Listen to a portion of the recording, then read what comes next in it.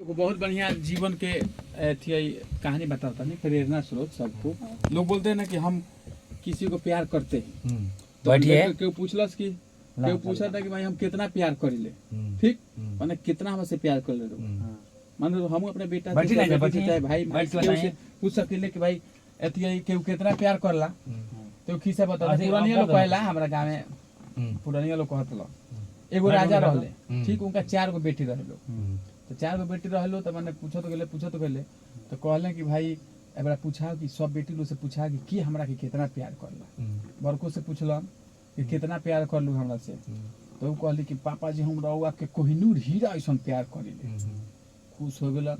दूसरा का ले गईली तू कितना प्यार करलू, तो हम रउआ के दुनिया का सबसे जो खूबसूरत चीज बा उतना प्यार करले, बहुत खुश।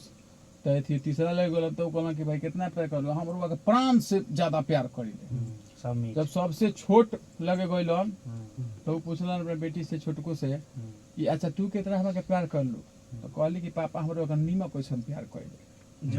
अब उ खिसिया गइले कि बताबो सारा हमार लड़की कोनो हीरा जौरात कोनो कोहिनूर कोनो प्राण से प्यार करती है, बताओ कितना बेवकूफ बिया।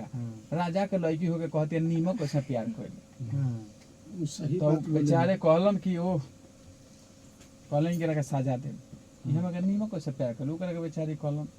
तो भइल कि एकर उ कहलस कि हम पापा जी हमरा से ना खुश बानी जानते, लेकिन एकर के हम प्रमाण दे देम।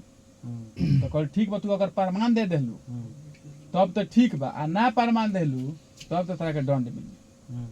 तो कहलन कि भाई कैसे, तो कहलन कि ठीक बा। तो कह ठीक बा, अगला दिन आज ना देबो प्रमाण काल दे, ठीक। तो का भइल कि खूब बढ़िया सोना के थरिया में चावल दाल बोजा बड़ी सब बनैलस लड़की एकदम, उहे उनका बेटी छोटकी। आप भाई पानी अथी चांदी के गिलास में पानी उनी सब माने जितना सामान बा सब चीज दे के, आ ओकरा बाद कोनो चीज में नीमक ना डलल। आ खाए गोलन। अब राजा जी बैठ के खाता रहे, कहते रहे कैसा खाना बनेले बारा, ना दाल में नीमक नहीं खे तो सब्जी खाए, सब्जियों में नीमक नहीं खे, भोजा में नीमक नहीं खे, सब चीज खाद गए तो कोनो में नीमक ना रहे। कहता रे वो ये तो बिना नीमक के कैसे हराओ खाना नहीं खाएंगे, सब तुम्हारा दिमाग खराब हो गया है, तुम्हें अति करते हो। ठीक पापा जी देख ली, रउआ सोना के थरिया में खा सकिले, रउआ पानी एथी गिलास ले सकिले, लेकिन बिना नीमक के घोटाता बोली बिना नीमक के नहीं कन घोटा। तो बिना नीमक के जब नहीं के घोटा तो हमरा कौन खराब करने के नीमक से इतना प्यार करले। नीमक से कितना प्यार करले ई खाएम शरीर में तो रउआ अंगे लागी, आइए अंगे लगी। सारा राजपाट रउआ खइले बिना ना रहे, जब खइबे ना करे तो राजपाट काना काम करही। तो कोहिनूर हीरा सोना चांदी सब रह के का कोई पराने ना रही, जब खइबे तो परान से बढ़ के कैसे के प्यार करी। यही से हम कहने रहो कि नीमक से ज्यादा हम रउआ के प्यार करले। बात सही बा।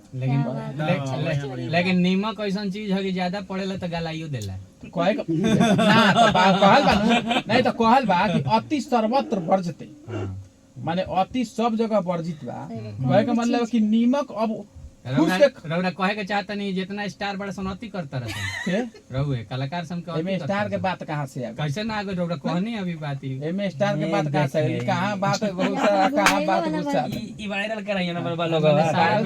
माने आप मान लीजिए आप किसी के साथ हैं, किसी को सपोर्ट करते हैं, इसका मतलब थोड़ा है कि सामने वाला खराब है।